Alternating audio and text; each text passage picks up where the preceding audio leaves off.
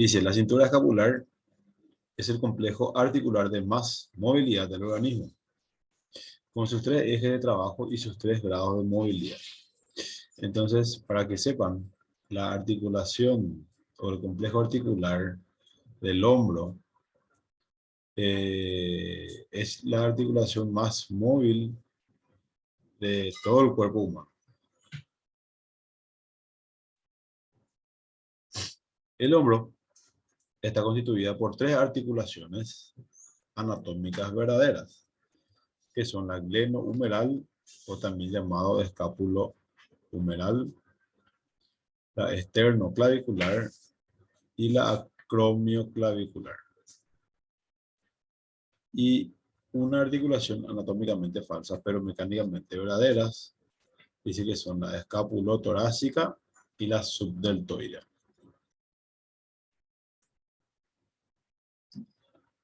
Vamos a ver.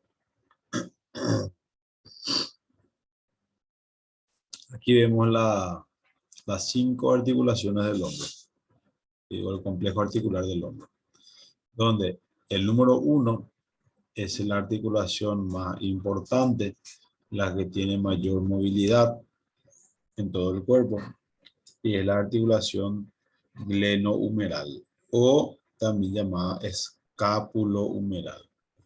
¿Por qué se llama glenohumeral? Porque en esta zona hay 3 ligamentos importantes que protegen a esta articulación y le dan la estabilidad que necesita para que esto no pueda salir, digamos, de su lugar y pueda moverse libremente dentro de su articulación. Entonces esos ligamentos se denominan ligamentos glenohumerales. Entonces por ese motivo esa articulación se denomina de la misma manera. También llamada escapulohumeral porque está unida la escápula, como ven ahí atrás está la escápula, con la cabeza humeral. Entonces se puede denominar de las dos formas. Escapulohumeral. La articulación número 2 es la articulación esternoclavicular, dice, compuesta por el esternón y la clavícula. ¿Sí? No sé si me están escuchando o no. ¿Me escuchan? ¿Me están siguiendo? Buen día, profe. ¿Qué tal? De mi parte, sí, profe, te estoy escuchando. Bueno.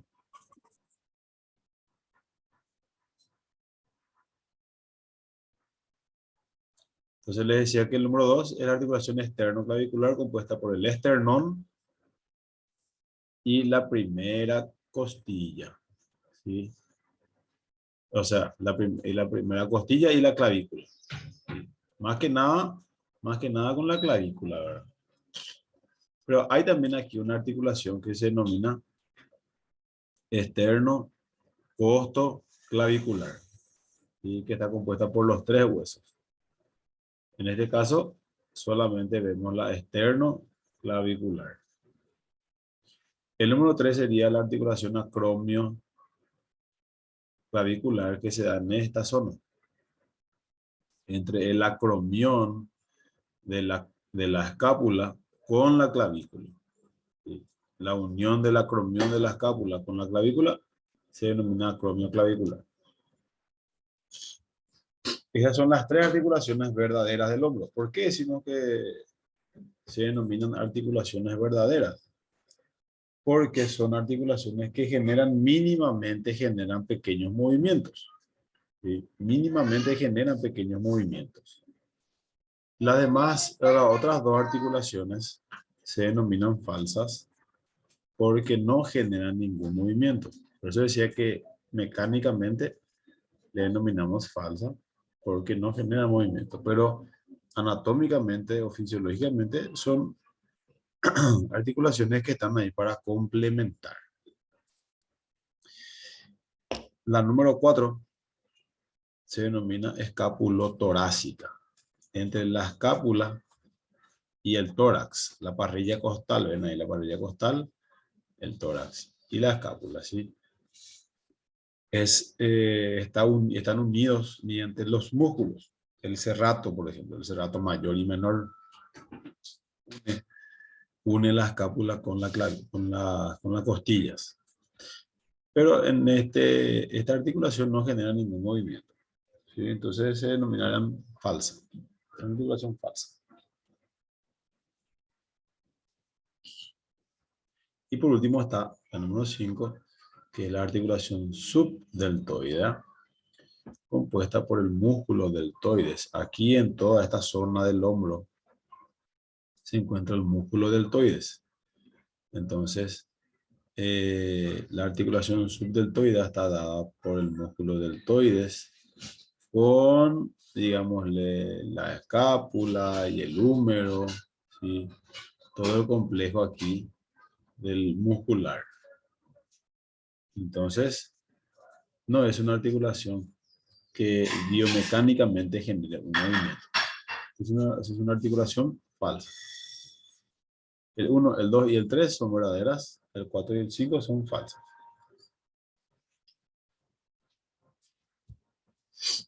Tanto la articulación subdeltoidea como la escapulotorácica no se consideran como articulaciones estrictamente verdaderas desde el punto de vista anatómico,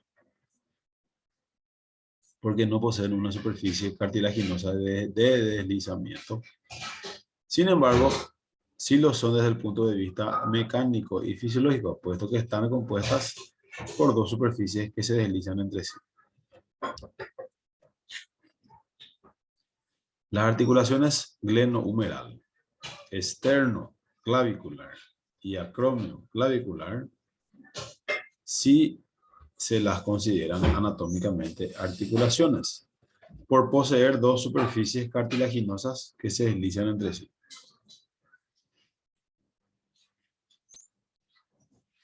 Esta es una imagen que no se ve tan bien, pero en este sí se ve mucho mejor. Estas son las 5 articulaciones del hombro. Dice, estas 4 articulaciones forman un conjunto escapular desde el punto de vista mecánico y funcional, que deben realizar una doble función. Por ejemplo, permitir una gran amplitud de movimiento del brazo. En conjunto con el codo y la muñeca, permite que la mano tenga acceso a un espacio muy grande. Segundo, permitir una buena estabilidad. En los casos en los que el miembro superior tenga que realizar un agarre con fuerza, manejar objetos pesados o apoyarse sobre los brazos. En esas ocasiones, permite una buena estabilidad.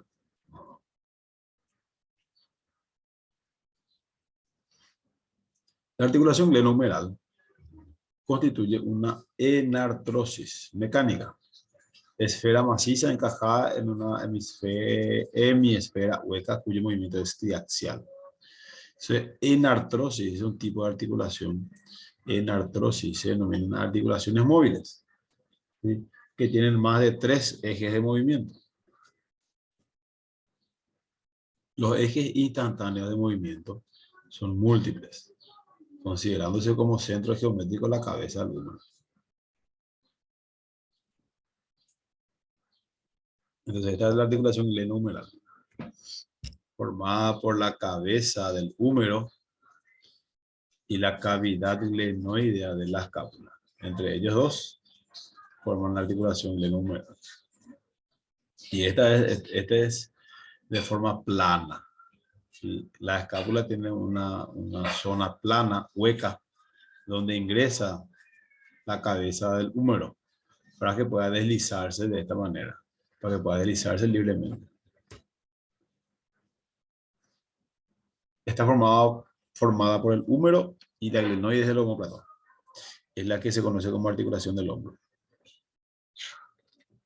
La cavidad glenoidea es más pequeña que la cabeza del húmero, por lo que se mantiene gracias al rodete glenoideo que recubre toda la cavidad, a la cápsula articular, a la membrana sinovial, los ligamentos y la musculatura periférica.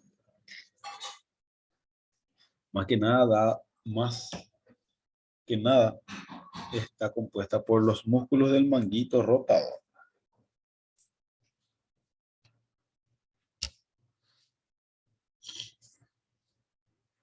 Ya vemos algunas características de la cabeza humeral, de la cavidad glenoidea, del rodete glenoideo. Así que esto.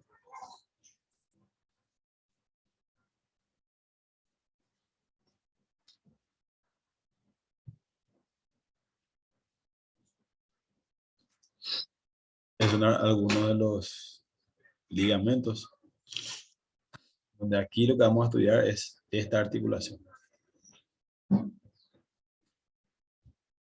Acromio, esta saliente que tiene acá la escápula, se denomina acromio. Y esta es la clavícula. Entonces lo que vamos a estudiar acá es la articulación acromio-clavicular.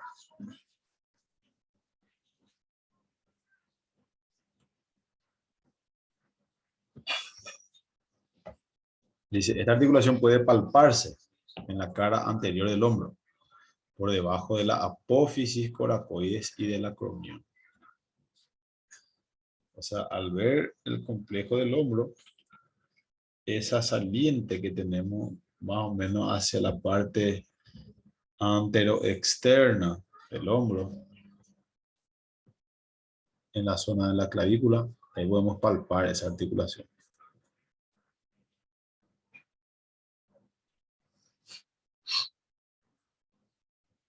Ven aquí, ¿cómo señala? Bueno, aquí este es lo que señala es la articulación glenohumeral. Y aquí vamos a palpar la articulación glenohumeral. Y aquí, esta es la clavícula. Si seguimos la clavícula, aquí vamos a encontrar la articulación acromioclavicular. Articulación acromioclavicular. Y aquí, siguiendo la clavícula por dentro, o sea, internamente, esto sería internamente, y esto externamente. Internamente, vamos a palpar la articulación externo-clavicular. Externo-clavicular. Internamente. Y externamente, palpamos la articulación acromio-clavicular. También la glenohumeral.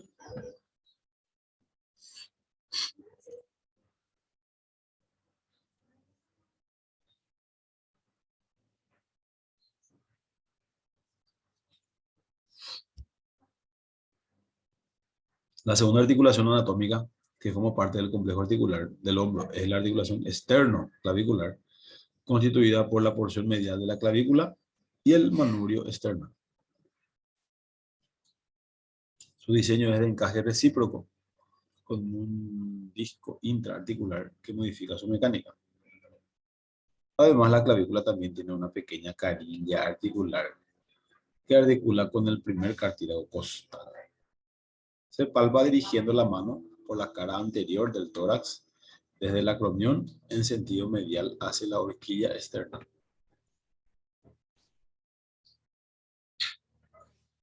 Ahí palpamos esa articulación. Externo clavicular.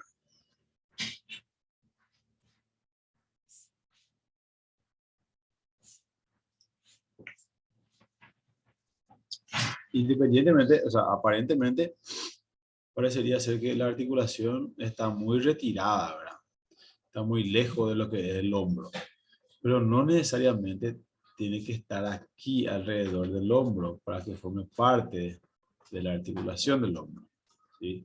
Sino que los huesos que lo componen, por la función de los movimientos que se realiza, hace de que forme parte del complejo articular del hombro.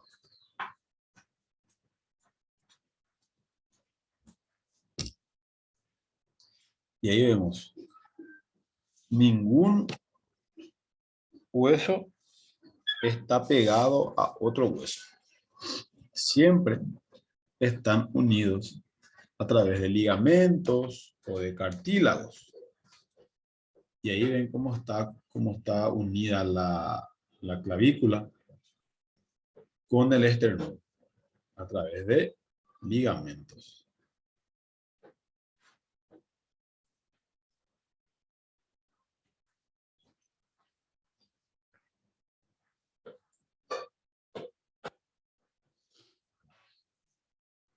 Dice, articulación esférica. La cabeza de un hueso encaja en la cavidad cóncava del otro. Se encuentran en las caderas y en los hombros. Regulan movimientos de flexión, extensión, abducción, aducción y circunducción. A esto le denominamos nosotros encaje recíproco o también denominado en silla de montar. Encaje recíproco o silla de montar.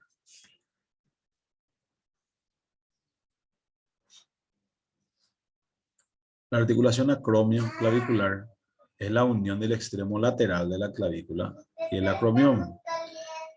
Por lo general, se trata de superficies articulares planas, recubiertas de fibrocartílago. Además, cuando no existe el disco interarticular, este fibrocartílago suele ser más grueso en la superficie clavicular. Se la considera una articulación del tipo plana.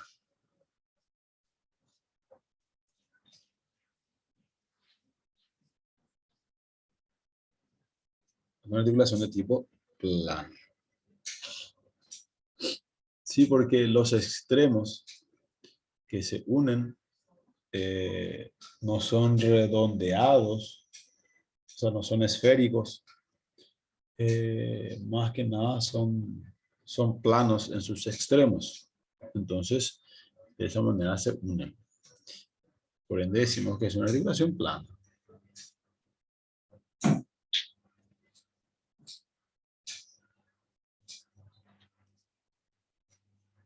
Articulación subacromial o subdeltoide. Que sería el número 5 de la imagen.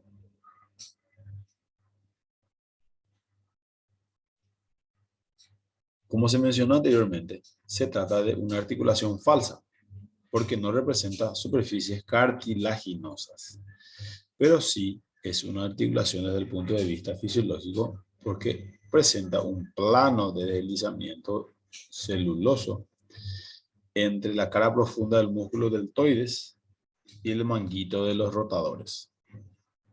En este espacio, algunos autores, como Rouvier, han encontrado una bolsa serosa que facilita este desplazamiento o este deslizamiento.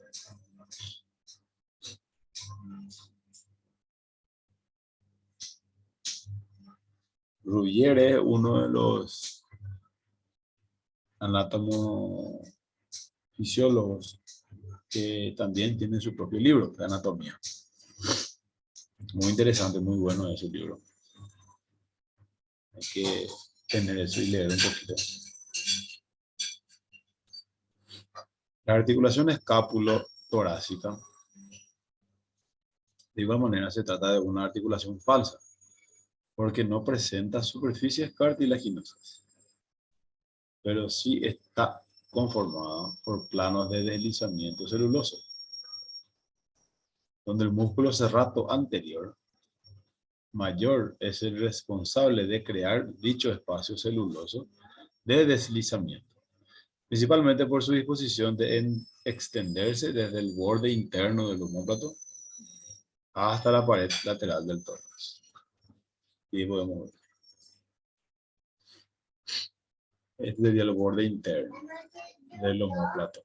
Entonces, por alrededor de él, de la escápula, está pegada, digámosle, el músculo serrato anterior mayor y hace que se pueda unir la escápula con la parrilla costal, o sea, con el tórax.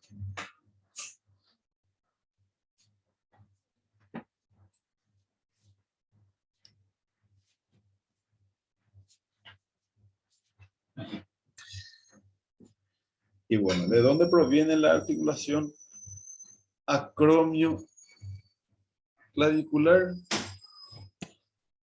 También para que vean, esta es la escápula. La escápula en su cara posterior.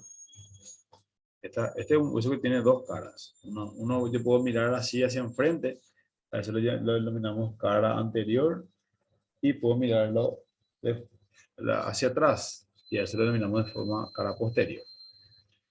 Lo que ustedes están viendo aquí es la cara posterior de la escápula, o sea que queda hacia la columna. Si la columna vertebral queda su cara posterior. Entonces, la escápula tiene este borde, esta saliente, a esto le denominamos espina de la escápula, que se inicia en el borde interno y se va engrosando y va aumentando su tamaño. Y el final de la espina, el punto final de la espina de la escápula, se denomina acromión. ¿Sí? La parte final de la espina de la escápula se denomina acromión. Y el acromión unido a la clavícula forman la articulación acromio-clavícula. ¿Sí? ¿Ven cómo está dispuesto esto correctamente y perfectamente? Tuvo una saliente que hizo que se una con la clavícula. Porque la clavícula iba a estar flotando ahí en el cuerpo. Y esta espina divide también la escápula en dos. Divide la escápula en superior y en inferior.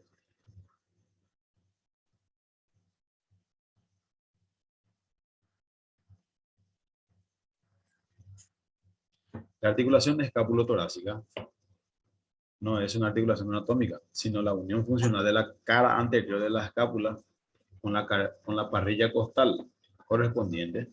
Tapizando ambas superficies óseas se encuentran los músculos subescapular en la cara anterior de la escápula y el serrato mayor, que cubre la cara dorsal y lateral de la parrilla costal. La escápula se palpa en la espalda entre el húmero y la columna vertebral. Y ahí podemos palpar y localizar la escápula.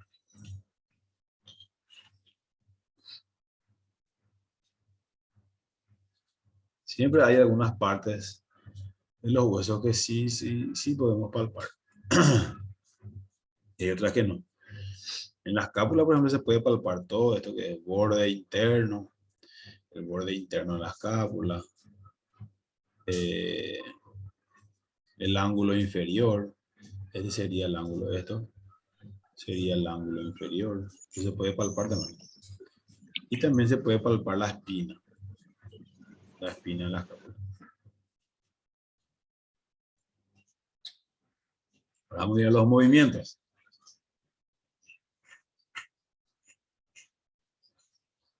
Los movimientos de las cinturas escapulares, los movimientos del hombro. El hombro tiene varios movimientos, los cuales debemos de conocer. Más que nada, eso es lo que tenemos que conocer sí o sí. Entonces, cuando todo esto lo denominamos miembro superior. Cuando el miembro superior se dirige hacia enfrente y hacia arriba, ¿sí? ¿Ven la flechita cómo hace ese ángulo? Aquí comienza, aquí está el brazo en posición 0, punto 0. Y de aquí parte. Y esto va hacia enfrente y hacia arriba, sin doblar el codo. Sin doblar este codo, así de forma recta. Se dirige hacia enfrente y hacia arriba y llega hasta esta posición. Decimos que tiene 180 grados de movilidad. ¿Sí? 180 grados de movilidad. Tiene el hombro en la flexión. En la flexión, o sea, dirigiendo hacia enfrente. Cuando el brazo o el miembro superior se dirige hacia atrás, como en esta imagen, partiendo siempre desde el punto 0 y llevamos hacia atrás el miembro superior, tenemos un ángulo aproximado de 60 grados. ¿Sí? De 60 grados aproximadamente de extensión. Entonces, en la flexión tenemos mayor grado de amplitud, 180 grados. En la extensión tenemos menos, es 60 grados. Ahora, para la flexión hay varios músculos que realizan este movimiento. Esos músculos son, por ejemplo, deltoides, el músculo deltoides que se encuentra acá en el hombro, el pectoral mayor, el subescapular, el coracobraquial que está en el brazo, al lado del bíceps, y el serrato mayor. Y la extensión, el deltoides, fibras posteriores, redondo mayor y menor, dorsal ancho, el tríceps supra y infraespinoso, y algunos músculos.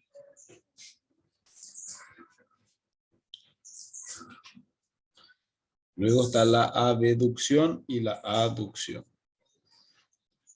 Este brazo, si en vez de dirigir hacia enfrente, como lo dirigía en la flexión, voy a dirigir hacia el costado. Voy a levantar hacia el costado. Y voy a tratar de hacer desde aquí hacia el costado y hacia arriba, al lado del revés de mi cabeza. Mi brazo yo voy a dirigir hacia afuera. Voy a levantar, digamos, hacia afuera y que termine otra vez mi brazo al lado de mi oreja. A eso le denominamos abducción.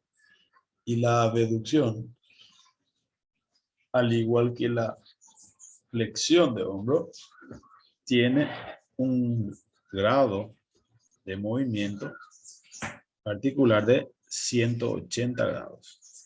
O sea, puede llegar a los 180 grados. De aquí de 0 hasta arriba, llega a los 180 grados. Y la aducción es la vuelta de la abducción. O sea, volver de aquí hasta aquí es la aducción, es la vuelta. ¿Sí? De la abducción.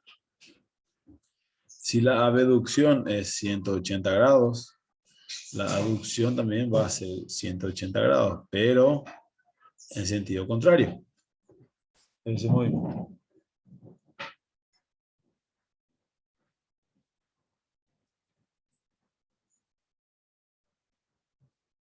Ya tenemos flexión, extensión, abducción, aducción.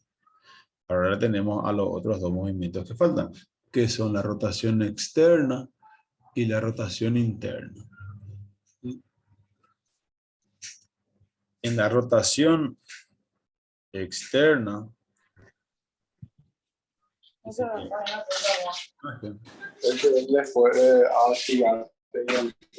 de 85 a 90.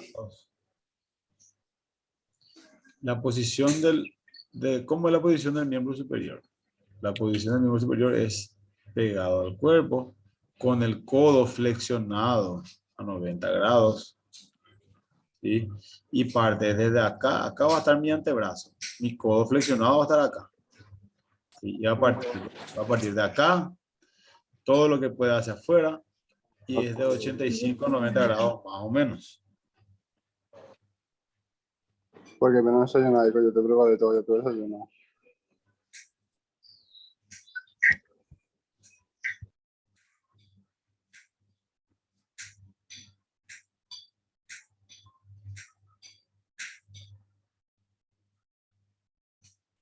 Les decía que el brazo va a estar pegado al cuerpo con el codo flexionado a 90 grados. ¿Sí? Y va a ir el movimiento de aquí, este punto cero de aquí. Va a ir de aquí hacia afuera. Va a tener de 85 a 90 grados más o menos. En cambio, el otro movimiento, ¿ven cómo está?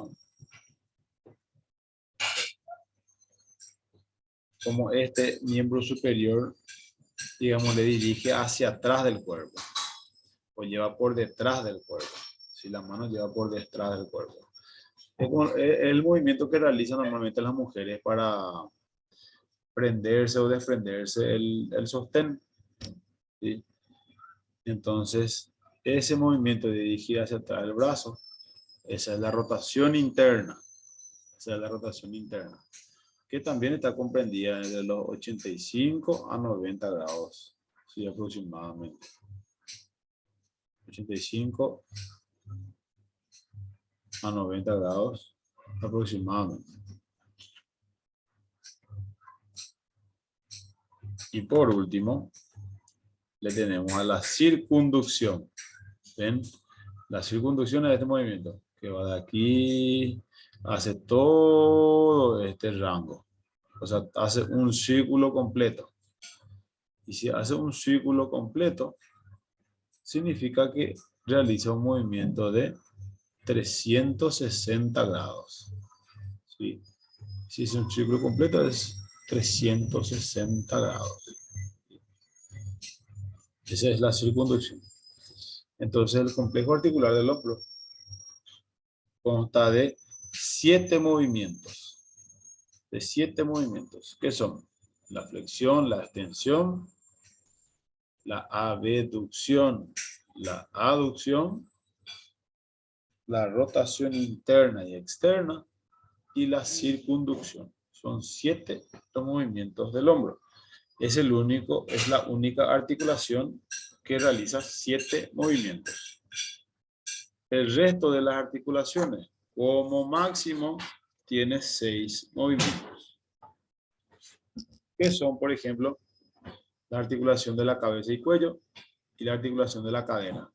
Ellos como máximo llegan a 6 movimientos. Y ahí tenemos algunos movimientos que realizamos con el hombro. ¿Sí? Y los ejercicios en los cuales se trabajan los músculos del hombro. Esos son los ejercicios, algunos ejercicios en los cuales se trabajan los músculos del hombro.